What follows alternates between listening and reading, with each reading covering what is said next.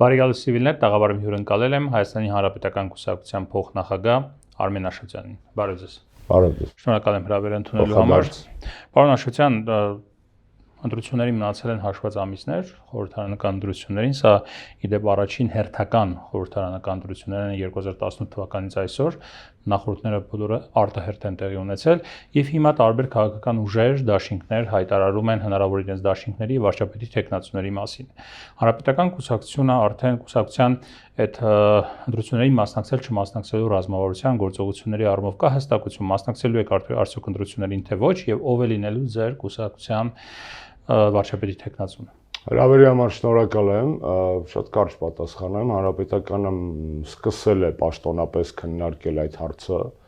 գործադիր մարմնի նիստում վերջին կայացած մենք անդրադարձել ենք այդ խնդրին, 16 հոգի է ԳՄ-ն, հնչել են շատ տարբեր կարծիքներ, 180 աստիճանի տարբերությամբ, որտեղ ներկուսակցական բազմակարծության եւ ժողովրդավարության շրջանակներում շատ բաց քննարկում է տեղի ունեցել եւ քանի որ կարծիքները, մոտեցումները շատ տարբեր էին, որոշեցինք շարունակել քննարկումները եւ այդ հարցի վերջնական պատասխանը դեռևս կուսակցության մակարդակով չեն կայացրել։ Որ հարցի ընտրությունների մասնակցելու կամ չմասնակցելու, հետեւաբար վարչապետի տեխնացուի հետ կապված հարցադրումները ել ավելի հետաձգվում են այս պահին, մինչև կուսակցության վերջնական քաղաքական որոշումը։ Իսկ քննարկումների հիմնական լեյտմոտիվները որոնք են, եթե կարող եք բացել, այսինքն ինչու է այդքան այդ հարցը այս պահին այդքան բարդ, որ չեք կարողացել որոշում կայացնել։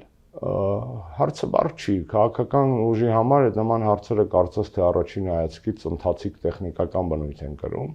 բայց մենք սովորական Հայաստանում չենք ապրում, այսինքն Հայաստանում ստեղծված իրավիճակը սովորական քաղաքական նախերգանքային չի դեպի հերթական խորհրդարանական ընտրություններ, ոնց որ դուք ճիշտ շեշտեցիք, հետեւաբար մեր մոտեցումներն էլ քննարկումներն էլ շատ ավելի խորքային են, քան պարզապես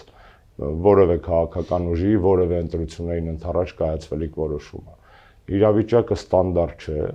Հիմնական լեյտմոտիվը շատ պարզ է, նույնպես շատ ազնիվ պետք է ասել, հնարավոր է այս ընտրություններով բեկել իրավիճակը, թե ոչ, որովհետև մենք չենք ապրում քաղաքական ճգնաժամի մեջ։ Հայաստանում ստեղծված իրավիճակը 20 թվականի նոյեմբերի 9-ից հետո իմ խորին համոզմամբ քաղաքական ճգնաժամ չէ։ Եթե քաղաքական լիներ ճգնաժամ, ապա 21 թվականի արտահերթ ընտրությունները, որոնք ենթադրվում է, որ այդ գործիքն են հանգուցալուծելու քաղաքական ճգնաժամեր, այդ ճգնաժամը լուծած կլինեին։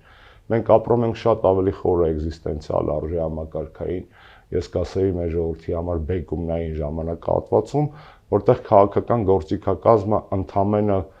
տեխնիկական լուծումներ է առաջարկում, բայց ոչ երբեք լուծում խորքային ստեղծված ճգնաժամի պատճառները։ Եվ սա է հիմնական հարցը, թե ինչու մեզ մոտ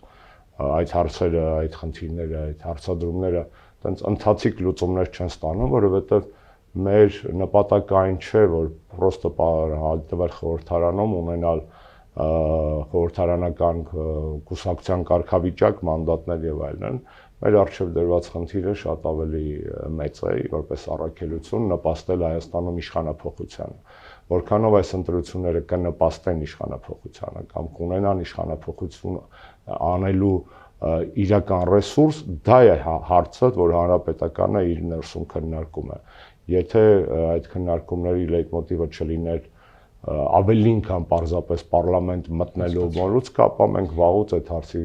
լուծումը եւ բուն աշխատանքները հողի վրա մեկնարկած։ Այնուամենայնիվ, պարոն Աշոտյան, 2021 թվականից այս կողմ արդեն 5 տարի է մոտավորապես անցել,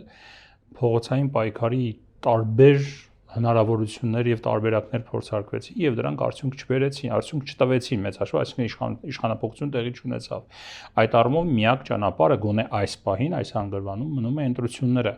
Այդ առումով որն է ձեր այսպես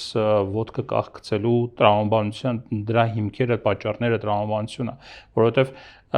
եթե կողմնորոշվում եք, ապա կողմնորոշվում եք հիմա, որովհետեւ քիչ ժամանակ է մնացել, ռեսուրսների կենտրոնացում է պետք, մեդիա արշավները պետք է իրականացնել տարբեր ձև, ինձ լավ գիտեք ինչպես պետք է պատրաստվել ընտրություններին, հա։ Որն է պատճառը, ինչին եք սպասում հիմա։ Ձեր հարցադրման սկզբում դուք ակնարկեցիք, որ այլընտրանք ընտրությունների փողոցային պայքարներ, հա, ինչի մասին ենք խոսում դա ենք։ Ճիշտ եք ասում, այդ ընթացքում առնվազն 3 խոշոր, 4 ոմանք հաշվում են 4 փորձ եղավ։ Վերջին 2-ում ես չեմ մասնակցել, որովհետև ապօրինի ազատազրկված էի Սրբազան պայքարի եւ Արցախի հայաթափման ժամանակ մեկնարկած փողոցային պայքարի, բայց կային անգամ այդ պայքարների ընթացքում կային հնարավորություններ, որոնք ցավոք սրտի ռետրոսպեկտիվ անալիզով իհարկե հիմա որ նայում ենք լավագույնս չեն օգտագործվել այդ հավաքականները։ Ելնում են նրանց որ չեն եղել։ Չէ, եղել են հնարավորություններ, որոնք չեն օգտագործվել, այդ նշանակում է հնարավոր էր փոխել փողոցային պայքարով, պարզապես ճիշտ չեն կողմնորոշվել այդ ժամանակ որոշումների կայացման համար պատասխանատուները եւ որոշակի նահանջ է տեղի ունեցել։ Ես առաջարկեի ձեզ դիտարկել նաեւ impeachment-ի տարբերակը որպես համանadrական իշխանափոխության գործիք, դա նույնպես այսպես ասած թե պետք չի չի սպառել իրեն արդեն։ Չի սպառել իրեն, որովհետև եւ դե յուրե դաշտը նախընտրական եւ ընտրական տրամաբանության մեջ է ասում, բայց այդ տրամաբանությունները իրար չեն հակասում եւ ընտրությունները եւ impeachment-ը համանadrական գործիքներ են իշխանափոխություն անելու եւ երկուսն էլ ունեն այսպես ասած գոյություն ունենալու իրավունք անգամ այսօրվա օրակարգում։ Մանավանդ դուք ճիշտ նաեւ շեշտադրում եք անում, որ առանց փողոցային պայքարի Իդեպ նաև ընտրական եւ հետընտրական զարգացումներն են դա ենթադրում, այսինքն եթե այսօրվանից ընդդիմության տարաբնույթ, հա, ճամբարներ գուժում են եւ կանխատեսում են եւ արձանագրում են, որ Նիկոլ Փաշինյանը կարող է եւ գնալու է ընտրությունների լայնածավալ կեղծիքների, իսկ կեղծիքները վաղուց են 90-ականների լույս անջատել եւ քվեատուփի մեջ բյուրեցեն ճխտելը չի, կեղծիքները շատ ավելի նուրբ են այսօր արվում 21-րդ դարի տեխնոլոգիաներով, վարչական ռեսուրսի չարաշահմամբ, ուղեղների լվացմամբ, այ ժողովրդի դեմ մղվող ծանոթ եք, ես բոլորին ծանոթ եմ, բոլորին ծանոթ եմ 90-ականներին, իհարկե 90-ականներին, այսպես բյուրեցներ ճխտելու եւ դրանից հետո ավելի այսպես ցիվիլ տարբերակով իրականացնելու։ Դուք փորձեցիք եղիդնի այսպես ասած վիպը դանել իմ առջև, որը առնվազն անարդար է, որտեղ 90-ականների ճխտելու հետ կապված ես եղել եմ։ Չէ, ասում եմ ծանոթ եք, չեմ ասում իրականացրել եք, չեմ ասում իրականացրել։ Այդ թվում ձեզ եմ կարդացել կամ այլ լրատվամիջոցներ, 90-ականներին չկայք, բայց տարբեր ԶԼՄ-ներ, տարբեր ձևի անդրադառնում էին։ Խոսքը գնում է նրա մասին, որ այսօրվա կեղծելու տեխնոլոգիաները շատ ավելի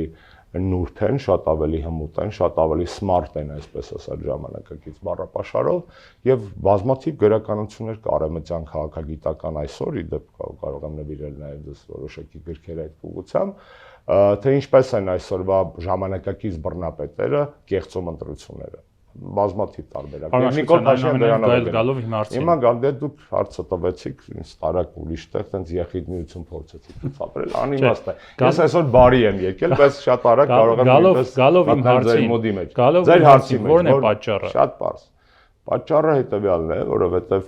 մենք պետք է դիտարկենք եւ էլեկտորալ շանսերը ոչ միայն մեր կուսակցության, որոնց վրա իդեպ ես չեմ կասկածում, որ ճիշտ աշխատանքի դեպքում նախորդ կատարած քաղաքական աշխատանքի հիման վրա ունենալով հստակ գաղափարական գիծ, ուժեղ առաջնորդություն, որոշակի կառույցներ տեղերում միջազգային կապեր եւ այլն, հանրապետականը ունի բարձր էլեկտորալ շանսեր հաղթահարելու խորհրդարանական շեմը։ Նախորդ ընտրություններին հանրապետականը Վանեցյանի հետ դաշինքով ստացել է 5.2% ձայն։ Դուք ասելու եք պատասխանեմ ձեր հարցին, ընթացքում սկսում եք ինչ եղել։ Ես 21-26-ից բավական հերվից եք գալիս եւ ընթացքում 26-21-ից խոսեմ։ Ուզում եք Արգիշտիից խոսեմ, որ երևի ճիշտ չէր Երևանում հիմնադրել այս ի նկատի ունեմ տարբեր սոցիոլոգիական հարցումներով։ Եթե ուզում եք խոսենք այսօրվա մասին, խոսենք այսօրվա մասին։ Ես այսօրվա մասին եմ այսօրվա նկապենք Երևանի հետ, խոսենք Երևանից պետք է գա, որովհետև չէ։ Տարբեր սոցիոլոգիական հարցումներով շատ բարձր է սոցիոլոգիական հարցումները։ Հանրապետականի հակավարկանիշը շատ բարձր է, վարկանիշը շատ ցածր է։ Ահա, մի րոպե։ Ինչից ելնելով եք ասում, ինչից ելնելով եք ասում, որ ձեր էլեկտորալ շանսերը բարձր են։ Սոցիոլոգիական հարցումներից ելնում են մեր համապատասխան ուսումնասիրություններից, ելնում է մեր քաղաքական մենք 18-ին ենք 4.8% հավաքել Նիկոլը 5.2 եք հավաքել։ Շատ ճիշտ եք ասում, այս 18-ին գնացել ենք հենց մեր ցուցակով, հենց հանրապետականով համատարած ատելության, համատարած էյֆորիայի ֆոնի վրա 4.8% այդ հələ արձանագրված ձեներն է։ Բայց ինչքան ձեն պարզվեց, որ Պարզվեց, տարբեր տեղերում պարզվեց դա։ Ինչպես։ Որ դա քաղաքական որոշումների Հավաստի տեղեկատվությունը այն մարդիկ են, որոնք իշխանափոխությունից հետո կբարձրաձայնեն, թե 18 դեկտեմբերին ոնց են կատարել ոչ, ես խոսում եմ այն իմ վերլուծությամբ, որը ես իրականացնում ոչ փաստերով վերլուծությամբ, որի հիմքում ընկած են ինձ հասանելի որոշակի տեղեկություններ այն տեղեկությունները ինչու չեն հրապարակվել, տեղեկությունները ինչու համանդրական դատարանում չեն ներկայացվել։ Համանդրական դատարանի հետ կապված եկեք 18-ի մասին եւ 21-ի մասին եւ այսօրվա մասին չխոսենք արժան։ Հարցեր եք տալի, որոնց պատասխանը գիտեք։ Նիկոլ Փաշինյանի գրպանին դիմեց ծոցաջբին թե տրուսիկին, նույն վիճակն է ստանալու, որովհետեւ Հայաստանի Հանրապետությունում չկա իշխանությունների տարանջատում։ Մեր լեքսիկոնը սպանան։ Կներեք, տրուսիկ բառը ինչ խնդրեմ է ձեզ։ Այնուամենայնիվ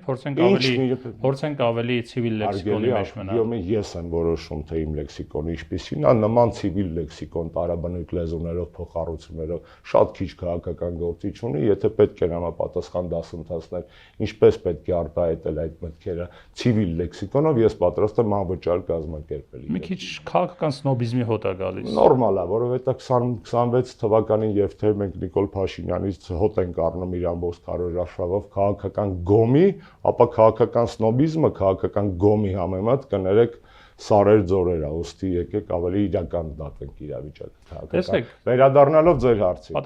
Պատասխանում եմ ձեր հարցին։ Նախ ես կտրուկ համաձայն չեմ, որ մեր հակավարկանիշը ամենաբարձրերից է։ Հակավարկանիշների մեջ, եթե մրցույթ լինի հակավարկանիշների, մենք հաստատ առաջի երկրորդ տեղը զիջում ենք այդ տեսակետից։ Տարբեր քաղաքական։ Երկրորդ տեղում ով է։ Չգիտեմ, զիջում ենք հաստատ, առաջի երկու տեղերը զիջում ենք հակավարկանիշը 1։ Երկրորդը դուք խոսում եք վարկանիշներից, դուք քաղաքագիտություն ուսումնասիրած մարդ եք։ Դուք շատ լավ գիտեք, որ սոցիոլոգիան արտահայտում է նաև քաղաքական ուժերի որոշումները։ Այսինքն սոցիոլոգիան հիմնված է այն իրավիճակի վրա, որ քաղաքական ուժերը ստատիկ չի երբեք, ինքը միշտ փոփոխվում է, բարձ է։ Հարց տամ, այդ սոցիոլոգիայով ուսումնասիրվող բոլոր քաղաքական ուժերը, որոնք երևում են սոցիոլոգիայում, որ մեկը ամբիցիա ցույց չի տվել մինչև այսօր, որ մեկը մինչև այսօր չի ասել, որ գնում է ընտրությունների, որ մեկը մինչև այսօր չի ասել, որ հավակնում է իշխանության։ Միակը մենք ենք։ Ու մենք այդքանով հանդերձ երևում ենք սոցիոլոգիայում։ Մենք չենք ասել ուզում ենք, ու մարդիկ մեզ ձեն են տալիս կամ պատրաստ են ձեն տալ։ Մենք դեռ չենք ասել գնում ենք։ Մի փոքր հակաքաղաքագիտական դիրքորոշում չէ։ Բացարձակ, որտե է հակակ։ Ձյուվերժեից սկսած բոլոր տեսաբանները ասում էին նրա մասին, որ քաղաքական կուսակցության ամբողջ իմաստը իշխանության ձգտումն է։ Հիմա դուք բարձրանում եք նրա համար, որ դուք իշխանության չեք ձգտում։ Չէ, դուք նորից փորձում եք մանիպուլացնել իմ ասածը։ Իմ ասածը շատ պարզ է, փորձեմ ոչ սնոբիզմով գոմի լեզվով բացատրել, երևի մեր այսօրվա իրականությունը ցավը։ Դրա մեջտեղում ցիվիլ լեզվով բացատրեք։ Ցիվիլը շատ ավելի է։ Ցիվիլ լեզվով, ցիվիլ նետում ցիվիլ լեզվով բացատրեմ։ Ուրեմն հետեւյալ նորմալ քաղաքական լեքսիկոն։ Այն նորմալ քաղաքական լեքսիկոնն է, նաև տրուսիկ բառը նորից կրկնեմ այդ բառը, որպեսզի դուք ավելի շատ խրտնեք իմ ասածներից։ Հետեւյալն է ուրեմն։ Եթե մենք չենք ասում, որ մենք ուզում ենք, բայց սոցիոլոգիայով ստանում ենք պատկեր, որ մեզ պատրաստ են քվեարկել X% մեր քաղաքացիներ։ Իսկ դուք չեք պատկերացնում, որ եթե մենք դրուկ հանկարծ ասենք, որ մենք ուզում ենք եւ մասնակցելու ենք, այդ սոցիոլոգիան կարող է աճել։ Ոմանց առաստաղը մեր հատակն է։ Ոմանք բոլոր ասում են ուզում ենք, հասնում են իրանց այս պահի դրության որոշակի պիկային ցուցանիշների։ Մենք ասում ենք չենք ուզում ու ունեն գրեթե համադրելի ցուցանիշներ։ Ու արդեն մտնում եք ուզելու պատճառը այն է, որ գիտեք հենց այդ հակավարկանիշի մասին։ Գիտեք, որ գնալով ընտրություններին հայտարարելով հակավարկանիշի մեջ մենք առնվազն առաջի երկրորդ տեղը զիջում ենք։ Մեր քաղաքական եւ մրցակիցներին եւ հակառակորդներին։ Ես հասկանում եմ, որ ուղիղ պատասխաններ չեմ ստանալ ձեզ հարցերից։ Դուք ստանում եք մաքսիմալ ուղիղ պատասխաններ, սրանից ավելի ուղիղ, չգիտեմ, Պարոն Աշտյան, խոսում եք impeachment գործընթացի մասին, որ արդեն 1 տարուց ավել է գնում է, խոսում եք հանրային աջակցության մասին, բայց մի քանի հազարանոց անգամ ցույց տեղի չի ունեցել impeachment-ի աջակցության։ Ինչ impeachment։ Մի րոպե։ Այդտեղ այդպես նավալը որ անում եք, հերթով եկեք մաքրենք։ Առաջինը եղել է մի քանի հազարանոց ցույց Դավիթ Համբարձումյանի մեր վարչապետի տեխնացուի մասնակցությամբ եղել է ցույց ի պաշտպանություն։ Եղել է ցույց, բայց չի եղել մի քանի հազարանոց ցույց։ Եղել է մի քանի հազարանոց երթ մեր իմպիչմենտի տեխնացու Դավիթ Համբարձումյանի։ Ի պաշտպանություն եկեղեցու։ Այո, բայց կներեք, ինչ կա, կարող է էկոլոգիայի համար լինել։ Մի քանի հազարանոց, այո, եղել է, այո, զանգվածայինը, այո, առաջնորդել է Դավիթը, այո, ՀՀԿ-ն է կազմակերպել, այո։ Ես նկատի ունեմ ազգային ժողովի դեմը, երբ որ ազգային ժողովում քննարկվում էր իմպիչմենտի հարցը։ Մնացածի հետ կապված, թե իմպիչմենտի վերագործարկման հավանականություններ կան, չկան, հնարավորությունները ինչպիսին են եւ այլն, արգելի արշավես, մենք այդ հարցին կանդրադառնանք նաեւ ձեզ վստահեցնում եմ միջև ընտրություններ։ Բայց ակնհայտ է նաեւ ուրիշ բան, դուք քաղաքագիտական դասական ճշմարտություններ հնչեցրեցիք, հա, որ կուսակցությունների նպատակը իշխանության հասնելն է։ Այո, ձգտելն է եւ հասնելն։ Ճիշտ եք ասում, բայց դուք մոռացաք, ես մի քիչ առաջ դրանից առաջ ինչ էի ասում։ Հայաստանում քաղաքական չի, հետեւաբար լուծումները քաղաքական չեն միայն, քաղաքականը տեխնոլոգիաներն են։ Մեր ճգնաժամը ավելին է, քան քաղաքական։ Հասկացա։ Որովհետեւ եթե դա լիներ պրոստը քաղաքական իրավիճակ, ապա մենք կարող էինք ձեզ հետ միասին պատրաստվել, ну դուք որպես լրագրող լուսաբանելու, ես որպես քաղաքական գործիչ պատրաստվելու սովորական հերթական ընտրություններ։ Պարոն Աշոտյան, այս հարցը չեմ կարող չտալ, քանի որ նոր խոսում էինք լեքսիկոնների մասին, ինչպես է օրինակ ձեր կոշտ, հաճախ վիրավորական որոշների համար հեռադառաբանությունը նպաստում Հայաստանում քաղաքական մշակույթի առողջացմանը կամ ներքին համերաշխությանը, որի մասին դուք պարբերաբար խոսում եք։ Շատ կարևոր հարց եք տալիս, որևէ վիրավորանք իմ հանրային խոսքում շատ վաղուց չկա։ Եղել է, այո, եղել է հիմնավորված, այո։ Հիմա չկա, չէ, վաղուց կա սրություն եւ պետք է լինի սրություն, որովհետեւ անդեմպ իմպոտենտ կներեք ոչ մի բանի մասին խոսույթը իմը եւ իմ կուսակցությանը չի, որովհետեւ նորից կրկնեմ, այդ օրինակը շատ եմ սիրում վերել, պատկերացրեք դուք Սորբոնում լատիներենի ամբիոնի վարիշն եք, դուք Սորբոնում ֆրանսիացի եք, ինձ Ռաֆինյերովանի գժական Կաբերնե Սավինյոնը այդպես։ Լավ։ Ու տանը մի խանգարի։ Ու տանը, չէ, ասում եմ, ու տանը, հա, ու տանը ենթադրենք Պետք է մեխ-մեխեք, որ նկար կախեք։ Մի հատ լավ փուճուրիկ ռեպրոդուկցիա եք ստացել, ինչ որ շատ կարևոր է ձեր համար մարդուց։ Սենց վերցնում եք առավոտյան, մեխում եք, մեկ էլ հոպ տվեցիք ձեր բութ մատին։ Այդ պահին, որպես ֆրանսիացի, դուք ինչ կասեք, «Oh, je suis désolé», թե կասեք «merde», կներեք բառիս համար, էս ֆրանսերենը։ Ինչ կասեք, երբ որ ցավում է։ Պարզ է, կբացական չես։ Կբացական չես, ինչ կբացական չես։ Վաու, չէ, հայոյան կբացական չես, որովհետև ցավում է, հնարավոր է։ Շատ օբյեկտիվ եք, շնորհակալ եմ։ 20 թվականի նոյեմբերի 9-ից հետո լիքը նորմալ մարդու մոտ ցավում է, որովհետև այդ օրը համազգային բթին են տվել։ Ու այն մարդիկ, որոնք դա չեն զգում կամ չեն ուզում դա բացահայտեն, որ դա կա, այդ մարդիկ էլ կան։ Կան մարդիկ, որոնց մոտ ցավում է, իրանք կարող են իրանք պարբերաբար զսպել, ինչպես հիմա ես եմ։ Կան մարդիկ, որոնց մոտ ցավում է ու չեն կարող զսպել, որովհետև դա ցավ է։ Հասկացա, ոչ ստանդարտ իրավիճակում։ Այն ամեն ինչի մասին մենք խոսում ենք, ռաֆինացված, այսպես ասած, բարձր աշխարհիկ։ Եթե ինչ-որ մեկը կարա դրան հավակնի, հանրապետական առաջիններից է, որովհետև եւ մեր անցած շկոլան, եւ կրթական ցենզը, եւ այդ ամենը թույլ է տալիս։ Բայց դուք այդ ամեն ինչը կապեցիք կարևոր շեշտադրման հետ, ինչի ինձ թվում է ԵԽԽՎ մոնիտորինգային, այո։ Տեսեք, համերաշխության պատասխանատուն ցանկացած երկրում նախ եւ առաջ իշխանությունն է։ Այո, առաջին։ Հետևաբար, այս բոլոր հարցերը դրանից բխող, այսպես ասած, հարցադրումները եւ այլն չեն կարող տեղավորվել տրամաբանության մեջ, եթե իշխանության ներկայացուցիչ լսարանը տեղեկանա, մենք իշխանությանը պարբերաբար այս խաղավարում տալիս ենք այդ հարցերը։ Ես չեմ ասում թե դուք տալիս եք այն հարցերը, որոնք պետք է տակ բացահայտելու իմ կամ մեր տեսակետը, տեսեք։ Երբ որ իշխանությունը մոդայա թելադրում, իսկ դա այդպես է, ցանկացած իշխանություն է թելադրել, սա չարաշահում է, որովհետև տոտալ է մտել քարոզչական դաշտ։ Երբ որ խոսում են մի կողմից, «Ոյ, ԿՊ-ն ընդունել է բարեվարկության կանոն, ես իմ ինչ», ու դրանից 2 շաբաթ հետո Նիկոլը ելնում ասում է, «Ոտերդ կջարդեմ», այդտեղ փլվում է անգամ ամենանրբագեղ չեխական խրուստալից վազան, դրած ես ինչ որ մեկի դաշնամուրի գլխին, որովհետև դա չի աշխատում։ Որովհետև որպեսզի ես, այսպես ասած, կամ Պողոսը, Պետրոսը, նորաստեղծ կամ հին քաղաքական ուժերը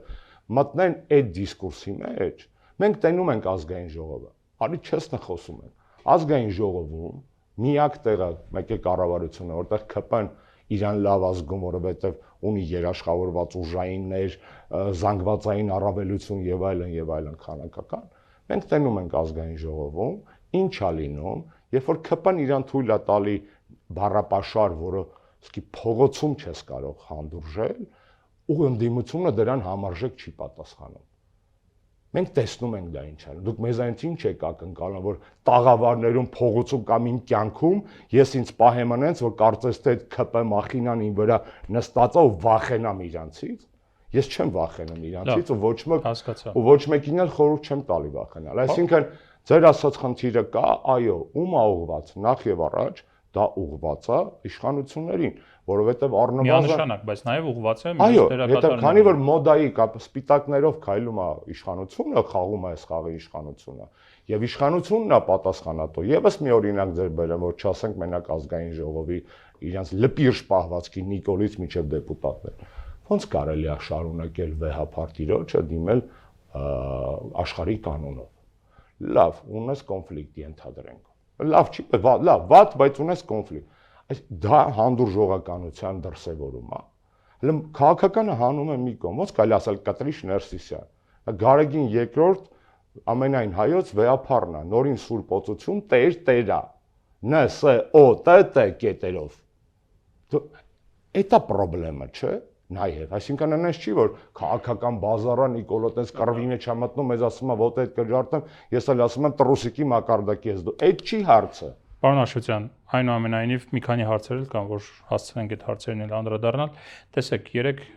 Ռոբերտ Քոչարյանը Հայաստանի երկրորդ նախագահ ասուլիս էր տալիս եւ ասուլիսի ժամանակ խոսելով TRIP-ի մասին, Թրամփի ուղի լոգիստիկ ծրագրի մասին, ասաց հետեւյալը, որ TRIP-ը կարող է դառնալ, կդառնա Հայաստանի ամենալուրջ վտանգներից կամ մարտահրավերներից, սպառնալիքներից մեկը կամ սպառնալիքը։ Դուք եք այդպես կարծում։ Ուրախ եմ, որ երկրորդ նախագահն էլ է այդ կարծիքին, որովհետև մենք այդ կարծիքը ես անձամբ մի քանի հարթակներից մինչ այդ հայտնել եմ վերլուծություններով, հոդվածներով, ՀՀԿ-ն նաև ունի ԳՄ-ի հայտարարություն այդ կապակցությամբ, երբ որ հղում են անում երկրորդ նախագահի խոսքին, ես հասկանում եմ հեղինակությունների տարբերություն կա, բայց ամենաթարմն է։ Հա, բայց կա նաև այն հետևյալ հայկական ասացվածքը հիշեցի, ասում է հարուստաոց կերավասին դեղա, աղքատը կերավասին սոված է հիմա։ Այդ վերլուծությունները այս ընթացքում շատ տեղերից են հնչել, որ այո, TRIP-ը վտանգ է եւ վտանգ է մոռանանք հիմա նախագահ Քոչարյանը բերեց Իրանի հիմնավորումը եւ այլն։ Ես բերում եմ նաև այլ հիմնավորումներ։ Ցանկացած ռազմավարական նշանակության կոմունիկացիա, որը դառնում է ուրիշների համասեփականությունը կամ սեփականությունը, վտանգ է։ Սա լեգենդ է, ոչ, սա անդիմության կողմից չար հեքիաթ է եւ գուժում, ոչ։ Դա հետևանք է պատմություն, քաղաքագիտություն, աշխարհաքաղաքականություն իմանալու։ Օրինակներ ենք ուզում խնդրել։ Ծեծված օրինակներ են, բայց շատ արդիական։ Սուեցյան միջանցքը, ջրանցքը կներեք։ Սուեցի ջրանցքը կառուցվեց ֆրանսիացիների կողմից, հետո վաճառվեց մեծ բրիտանացիներին, եգիպտացիք ընդ շատ քիչ տոկոս ունեն ու դառավ այդ խալխի կողմից տիրապետելու պատճառը երկու խոշոր պատերազմների պատճառ։ Երկու խոշոր պատերազմների պատճառ, եւ եգիպտացիք ոտքի կանգնան արյունով ու կռվով հետ բերեցին այդ Պանաման։ Ֆրանսիացիք ուզում էին կառուցեին, բանկրոտ եղան, չկառուցեցին, ամերիկացիք փողով մտան, Պանաման Կոլումբիայի մաս էր այդ ժամանակ, Կոլումբիան ասեց՝ «Նիետ, չեմ տալիս», արեցին պերևառոտ, Պանաման հանեցին, այսպես ասած, Կոլումբիայի ենթակայությունից ու սարքեցին իրանց ենթակայության տակ միջանց։ Ուրիշ եք ուզում, խնդրեմ, Սևծովյան նեղուցները։ Հիմա այս սա օրինակ, նկատի ունեք դրա տակ TRIP-ի առումով ով է համասեփականատեր։ Ամերիկայի մասին, Ամերիկայի մասին։ Գերակա սեփական։ Այո։ Կներեք, եւ խնդիրը մենակ է 7։ Բայց դա անվտանգության բարձիկ չի տվյալ բարագայում։ Նաեւ Իմ վերած բոլոր օրինակներում կար ամերիկյան կապիտալ ու անվտանգության բարձիկ չէ, չէ, կներես, չէ։ Ողջ արգանքով Վաշինգտոնի հանդեպ, ողջ արգանքով Տրամփի ադմինիստրացիայի հանդեպ չկիսելով բազմաթիվ գնահատականներ եւ մոտեցումներ, չէ, նիետ։ Անվտանգության բարձիկ չի։ Ամենից ոչ միայն այդ իմաստով, ուզում ենք խոսենք ամերիկյան երաշխիքների հեղեղուկ լինի, volatile լինելու մասին, չէ, օրինակներ կարող են Չէ, հիմա էլ բերեմ, ամենաթարմը, Սիրիայի քրդերը, որոնք կայացան որպես քաղաքական միավոր, ռազմական ուժ, ամերիկյան եւ իսրայելական աջակցության շնորհիվ օգտագործվեցին եւ Ասադի դեմ եւ ԻԳԻԼ-ի դեմ, պահը փոխվեց, քամին փոխվեց, կոնյունկտուրան փոխվեց, ամերիկացիք եւ իսրայելցիք գցին ու այո, բայց դրա կողքը կա նաեւ Իսրայելի օրինակը, որը աշխատում է։ Կներեք, Իսրայելի օրինակը լրիվ ուրիշ է, Իսրայելը փայ ամերիկյան պետության մեջ, որպես էթնոս եւ ոչ հակառակը։ Եվ հակառակն էլ կա, բայց այդտեղ մեծ հարց է, էլի խվոստը սմարուլիտ ծելեմ, թե մարմինն է պոչը շարժում կամ գլուխը, այսպես ասած, այս դժվար հարց է։ Այս կստացի հետաքրքիր հարց է, որտեղ տարբեր վերլուծություններ կան, նույնը Մեծ Բրիտանիայի հետ կապված, որ իսրայելական լոբինգը ինչպես է աշխատում եւ հрьяաները պետականաստեղծ, այսպես պետականաստեղծ տարեն ոչ միայն պետականաստեղծ ժողովուրդ են ոչ միայն Իսրայելում, այլ նաև պետականաստեղծ տարեն Ամերիկայի Միացյալ Նահանգներում։ Այսպես է դարձել, այսինքն Իսրայելի օրինակը ցավոք սրտի մեզ համար կիրառական չէ։ Ճիշտ եմ հասկանում, որ վաղը եթե հանրապետականը լինի իշխանություն, ապա կհրաժարվի թրիփից։ Դենոնսացիա կանի ստորագրված փաստաթղթերը։ Ոչ, մենք թրիփի հետ կապված մեր դիտողությունների հետ կապված խնդիրների։ Քանի դեռ այդ թրիփի մենք ասել ենք ինչից ենք դժգոհ, ինչն ենք քննադատում։ Այդ բոլոր խնդիրները լուծել են, այո, բանակցողի խնդիր կա։ Նիկոլ Փաշինյանը չի կարողացել եւ չի ուզել բանակցի պաշտպանելով հայկական շահը, այն քաղաքական ուժերը, որոնք հավակնում են քաղաքական միտք գեներացնել եւ ունեն գաղափարներ եւ համապատասխան գիտելիք եւ հմտություն, այդ թվում եթե չասեմ նախ եւ առաջ հանրապետականը դա կարող է անել։ Ինչպես, ինչ պետք է անեք։ Երեք գործողություն, որ անելու եք թրիփի հետ։ Վերաբանակցել հիմքերը, երկրորդը դուք հաշվի առեք կներեք, խնդրում եմ, որ այն ինչ որ հայտարարվել է Ռուբիոյի եւ Միրզոյանի կողմից, ընդհանրապես թուղթ է։ Շրջանակն է դա, դեռ շրջանակ է։ Դա ոչ միայն շրջանակ է, դա թուղթ է, որովհետեւ ոչ միայն իրավական պարտավորություններ չի առաջացնում այդ թուղթը, այլ նաև դեռևս իրավական փաթեթավորում չի ստացել։ Դրա հիմքը կարող է լինել։ Այդտեղ հանգիստ հնարավոր է այդ նոր մոտեցումներով։ Ինչն է վերաբանակցելու։ Անպայման պետք է վերաբանակցել եւ օպերացիոն համակարգը եւ կոնցեպտուալ համակարգը չափաբաժինների հետ կապված։ Այս օպերացիոն նկատում ենք front office, back office այդ համակարգը։ Պետք այո, եւ այդ ժամանակ պետք է գիտեք անպայման չի, լավ, ընդհանրենք տվել են 26%, հա։ Մենք բոլորս լավ Հայաստանի, մենք բոլորս լավ գիտենք, որ նման մոտեցումների պարագայում զուտ ֆինանսական գործիքներ որպես կա Զալատայի ակցիա հասկացությունը։ Այսինքն Հայաստանը կարող ունենար կներես 10% տեսական։ Բայց վճռորոշ ազդեցություն որոշումների վրա։ Եվ ունենալ վետո իրավունք։ Այո։ Ունենալ 26% եւ չունենալ վետո իրավունք, դա խնդրեմ է։ Ունենալ այդ փայի մեջ, այսպես ասած, մենակ ամերիկյան մասնակցություն նույնպես խնդրեմ է, որովհետեւ այո։ Բայց դեռ պայմանագիրը չկա, որ Դա բայց դա եմ ասում, այսինքն երբ որ տրիպը ասում են այն դիմությունը գալու է չեղարկի, չի չեղարկելու։ Մեր պարագայում կարող եմ ասել։ Վերաբանակցելու լիքը հիմքեր կա, մոտեցումները կարող են ամերիկյան կողմի համար ընդունելի լինել։ Այո, վստահ եմ, որովհետեւ նման ադմինիստրացիա, որը շատ բաց է քննարկումների, շատ քիչ է եղել։ Առաջին հայացքից ամերիկյան ադմինիստրացիան։ Այո, առաջին հայացքից է Տրամպի ադմինիստրացիան տենց բաները չոր կող։ Մենք տեսնում ենք նույն Գազայի շուրջ Տրամպի առաջի պլանը եւ այս ընթացիկ Ուկրաինայի շուրջ շատ տարբեր են, պետք է ընդհանրապես ճիշտ բանակցել եւ ես դեմ չեմ անձնական քիմիայի, հա, երկրների ղեկավարների միջեւ, բայց կներեք, ինչ որ ես տեսնում եմ Տրամպի ու Նիկոլի միջեւ, դա քիմիա չի, դա շատ անհավասար հարաբերությունների, ոչ միայն երկրներն են ասիմետրիկ, դա բնական է, ԱՄՆ-ի հետ ոչ ոք ոչ չի կարող այսօր գցել այդ տեսակետից, բայց անգամ միջանձնային հարաբերությունների ավելի խոր ասիմետրիա կա, որը չի նպաստում հայկական բանակցային դիրքերի ամրապնդմանը, շատ պարզ պատճառ է։ Կարևորագույն հանդիպումների Նիկոլ Փաշինյանը հայտնում է Տրամպի կողքին։ Նո, այդ կարակ համարեք այն կողքն էլ Ալիևն է։ Հա, լավ է դա։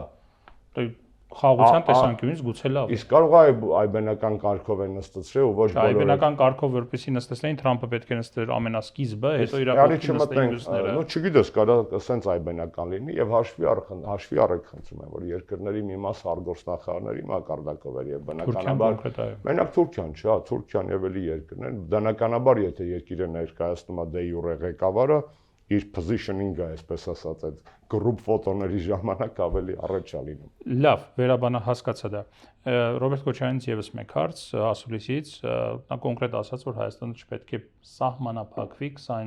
29743 կիլոմետր տարածքով։ Հայաստանն ավելին է, քան այդ տարածքը։ Դուք եք այդպես կարծում եւ սա անվտանգության ռիսկեր չի առաջացնի Հայաստանի համար ստեղծված իրավիճակում։ Եթե հանկարծ երկրի ղեկավարը նման բան հայտարարի։ Ես ողջ հարգանքով երկրորդ նախագահի հանդեպ չեմ հավակնում կամ հավակնելու իր քաղաքական թիմի անդամ դառնալը, հետեւաբար ճիշտ չեմ համարում, որ մեր հաղորդման մի զգալի մասը նվիրենք մեկ այլ քաղաքական։ Չէ, զուտ հնչել է կարծիք, դուք կիսում եք, չեք կիսում։ Ես կարծիքների հետ կապված մոռանալով Ռոբերտ Քոչարյանի կողմից բերված մեջբերումը, շատ պարզ ասեմ։ Հայրենիք ավելի մեծ է, քան պետությունը։ Շատ քիչ պետություններ կան, որոնց ազգային կոնցեպտի մեջ հայրենիք ավելի մեծ չի, քան իրենց պետությունը։ Օրինակ, գերմանացիների համար հայրենիք ավելի մեծ է։ Դա հանգեցրեց երկու աշխարհամարտի։ Տեսեք, Իսպանիայի համար հայրենիք ավելի մեծ է, որտեղ միջև հիմա իրանք տարածքային վեճում կոլոնիալ իմպերիալիստական տրիպի ծավալումների։ Ես քայլ հետ եմ գալիս, տրիպը դες նեոկոլոնիալ ոչինչ չի հիշեցնում։ Կարող են դրա մասին խոսել, բայց դուք ինչ ասում եք, ասում եմ այդ բացարձակ դրա մասին չի խոսքը։ Հիմա խոսքը գնում է Եվրոպայի մասին, ես ինչ օրինակներ բերեմ Եվրոպայից, ելնելու եք ասեք երկու աշխարհամարտ, ասեմ, հունգարացիների համար իրենց այսօրվա պետությունը իրենց հայրենիքեր չի բռնում, չեխերի համար չի բռնում, լեհերի համար չի բռնում, ուկրաինացի ոչ մեկի համար հայտարարում նրանք, որ հայրենիքն ավելի մեծ է, քան պետությունը։ Որ մի չէ, ոչ մեկ իրենց մոտ պետական մակարդակով ամենայն դեպս եվրոպական օրինակներով ձեզ կարող եմ ասել։ Երբեք Նիկոլի նման չի ելել, ասել ես հրաժարվում եմ հայրենիքից, որովհետև հայրենիքը պետությունն է։ Բառացի եմ ցիտում քեզ։ Դա չի եղել այդպես։ Հայրենիքը պետությունն է։ Նիկոլ ասում է հայրենիքը պետությունն է, որտեղ խափում է, որովհետև պետությունը հայրենիքի պաշտպանության ձևն է։ Մենք քաղաքագիտությունից էինք խոսում, լուրջ մարդկանց էինք մեջ բերում։ Եկեք դա խոսենք, դա լավ թեմա է։ Պետությունը հայրենիքը պաշտպանելու բարձրագույն կազմակերպչական ձևն է։ Շատ լավ, ինձ ասեք, ձեր պատկերացմամբ հայրենիքը որտեղ է սկսվում եւ որտեղ ավարտվում, որովհետեւ դա սուբյեկտիվ ենթադրությունների եւ մեկնաբանությունների տեղ է տալիս։ Եվ դա կներես, դա nation building։ Մեկի համար դա մեծ հայքն է, մյուսի համար արշալույս։ Եվ դա ճիշտ է Հայաստանն է, եւ դա պետք է այդպես լինի, որովհետեւ ազգային ինքնության տարերից մեկը nation building-ն է, որի հիմքում ընկած է ազգային հիշողությունը, հավաքական հիշողությունը, եւ սեփական ինքնություն որոնելու մեջ ինձ ոչ մեկ չի կարող ասի ես իմ սահմանը դնեմ, թե իմ հայրենիքը որտեղ է սկսվում։ Անհատին գուցե։ Կներես պետական որոշում կայացնողին, պետությունը կայացնում է պետությունը կայացնում է սեփական շահից եւ իր ազգի շահից բխող որոշումներ, բայց այդ ազգին չի պարտադրում, որ գիտես Արարատը ջնջի, Արագածը կպցրա, հետո Արագածը կջնջես, Արասարը կկպցնես, դա ոչ մի պետություն այդպիսի բան չի անում։ Ես այդ օրինակները բերել եմ, կներեք, որ Եվրոպայից եմ հաճախ բերում, դա ավելի լավ գիտեմ որպես քաղաքակրթություն, պատմություն, մշակույթ ու քաղաքականություն։ Սլովակիայի բանի վրա, ազգային գերբի վրա արգելի արշալույս։ 3 սար կա, տատրա, մատրա, ֆատրա, 3 սարա, բլուրա, որից 2-ը Հունգարիայում է։ Սլովակիայի ազգային խորհրդանիշի վրա կարող եք բացել նայել։ 3 բլուրա պատկերված, 3 սուրբ սարերն են իրանց, տատրա, մատրա, ֆատրա, եթե ճիշտ եմ հիշում։ Որից մեկն է Սլովակիայում, այն 2-ը Հունգարիայում է, ու ոչ մեկ Հունգարիայում չի ասում, արա մի հատ էլ ոչ մեկ Սլովակիայի դեմ պայման չի դրել, մի հատ էլ ջնջի այդ սարերը քո ազգային սիմվոլիկայից, նրանք իմ տարածքում են։ Սա աբսուրդ է։ Չեխիայում կներես, այս օրինակները շատ կարևոր են։ Վերջին հարց ունեմ։ Կտակ բոլոր, բայց կներեք, խորանում ենք, որ հեռուստադիտողն էլ հասկանա։ Իմ ասածի մեջ պաթոս չի, իմ ասածի մեջ դաժե ռեալ պոլիտիկա, հələ դնում եմ մի կողմ ազգային հոգեբանություն, պատմություն, մշակույթ եւ այլ։ Ռեալ պոլիտիկա։ Չեխիա եւ Լեհաստան։ Երկուսը ունեն Սիլեզիայի պատմական Սիլեզիայի կտորներ։ Սիլեզիան պատկանում ում է սոր, Սիլեզիան լեհերին։ Իսկ չեխական պետական սիմվոլների վրա կա Սիլեզիայի պատմական հիշողությունը, կա սև ու դեղին են կտորը բաների, այդպես խճուճ կտորը, այդ Սիլեզիայի գերբն է։ Այսինքն Սիլեզիայի գերբի հատված, որը Իրանը չի, այսօր կա Չեխիայի պետական սիմվոլների վրա։ Տո Նիկոլ Նովա, որ ինձ ասի Արարատը պետք է դուրս գազի նա նշանից։ Այդ հիմնավորումները իդիոտների համար են։ Այդ հիմնավորումները խափելու համար են։ Ես կարող եմ այս օրինակները եվրոպական ձեզ մի 5 հատ շարել, թե այսօր ԵՄ-ում լիբերալ եվրոպական հանրույթում Եվրոպայում այսօր այդ էգզիստենցիալ խնդիրները չկա, ինչպես դուք եք այսինքն դուք ուզում եք ասեք, այն ինչ որ մենք ոչ ստանդարտ իրավիճակում եք գտնվում։ Այսինքն դուք շատ ճիշտ բերում եք, դուք կարող եք ուրիշ տեսակետից եք դա ուզում ասեք, բայց ինձ եք օգնում իրականում։ Դուք ընդհանրապես այդ ձեր ֆրազով ապացուցում եք, որ Նիկոլը ուժի գործադրման, սպառնալիքի գործադրման վտանգի տակ է գնում նաև այս զիջումներին։ Պարզ չի։ Չէ, բա խաղաղությունը սպառնալիքի տակ լինում, հա։ Պարզ չի, որ կա սպառնալիքի վտանգ, կա ուժի գործադրման վտանգ։ Ահա, այդ իմ համար պարզ է։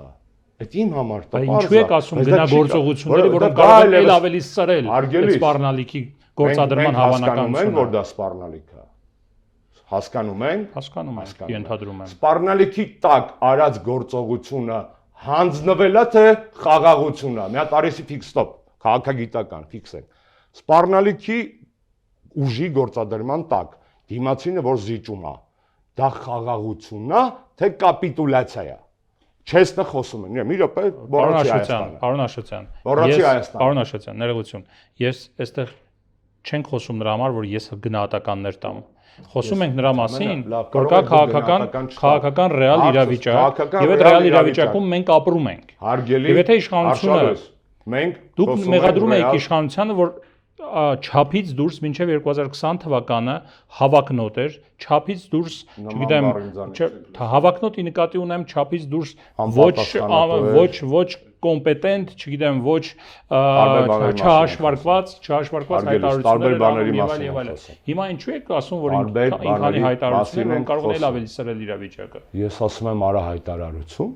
ստոպ, ես ասում եմ, եթե դու ազնիվ ես, շատ խնդալու բան է, Նիկոլ, եթե դու ազնիվ ես, արդեն օքսիմորոն է, նստում է ժողովրդի դեմ, ասում է ժողովուրդ ջան, սա ոչ թե խաղաղության դարաշրջան է, այլ սա հանձնվելու կապիտուլյացիայի դարաշրջան է։ Եվ ենթադրենք ասեց ինչ է լինել դրանից հետո։ Ժողովուրդը կորոշի ուզում է հանձնվել, թե չէ։ Ուզում է նորից կապիտուլացվել, թե չէ։ Իսկ ինքը խափում է, ինքը ասում է ես դες բերել եմ խաղաղություն, ես դες բերում եմ Ադրբեջանով ցորեն, ես դες բերում եմ բենզին, ես դες ՏՌՖ, ես իմիշ, Թուրքիան բացում է տուդա, խաղաղություն, նիֆիգա սիբե խաղաղություն։ Այդ սաղարվում է ուժի գործադրման տակ, ինչը դուք շատ ճիշտ ասեցիք, ուժի գործադրման տակ զիջումը խաղաղություն չի, հանձնվել է։ Թողելի գործադրման վտանգ կա։ Թող կներեք։ Միջազգային իրավունքով, մի րոպե, միջազգային իրավունքով ուժի գործադրման վտանգի տակ կնքված ստորագրված որևէ պայմանագիր իրավական ուժ ունի թե չէ։ Պարոն Աշոտյան, միջազգային իրավունքը այդ ձեր սիրած Ամերիկայի մյուսների համար արդեն գոյություն չունի։ Ամերիկան իմ սիրածը չի։ Լավ, մեկ հարց ունեմ եւ դրանով ավարտենք։ Քանի որ նաեւ վերաբերում է այս թեմային, տեսեք, դուք փաստացի կարելի ասել, մերժում եք իրական Հայաստանի հայեցակարգը, որը ներկայացնում է իշխանությունը։ Ես ճիշտ գիտեմ։ Իշխանությունը չարաշահում է իրական բառը, որովհետև այն ինչ որ ինքը փորձում է անվանել իրական Հայաստան, դա կեղծ Հայաստան է։ Հարցս ավարտեմ։ Նշեք առնվազն 3 կոնկրետ քայլ, թե ինչպես է ՀՀԿ-ն պատրաստվում պաշտպանել Հայաստանի ինքնիշխանությունը առանց ներկայիս սահմանազատման գործընթացի, հայրենիքի գաղափարները առաջ տանելով եւ այլ։ Շատ լավ հարց եք տալու, ես կխնայեմ հիմա ձեր թանկ եթերը։ 3 կոնկրետ քայլ։ Ես հիմա կխնայեմ ձեր 3 շնորհակալություն։ 3 քայլը առաջինը, երկրորդը եւ երրորդը, հետեւյալն է։ Ձեր ասած հարցադրումների պատասխանները հանրապետականը կտա ծրագրային տեսքով, եթե որոշի գնալ ընտրությունների եւ դա հստակ կկոմունիկացնի հասարակությանը։ Ունենք մենք այդպիսի պլան, այո, ունենք։ Մենք ունենք ոչ միայն անտի-Նիկոլ ծրագիր եւ անտի-Նիկոլ մտածելակերպ, մենք այն քաղաքական ինստիտուցիոնալ ուժերից ենք, որը իրականում պետական հարստություն է, որովհետեւ 20 տարվա ինստիտուցիոնալ կառավարման փորձ ունեցող ցանկացած գործ։ Ինչու՞ չեք կարողանում մի որոշում կայացնել, մասնակցել ընտրություններին, թե ոչ։ Որովհետեւ այդ որոշումը արդեն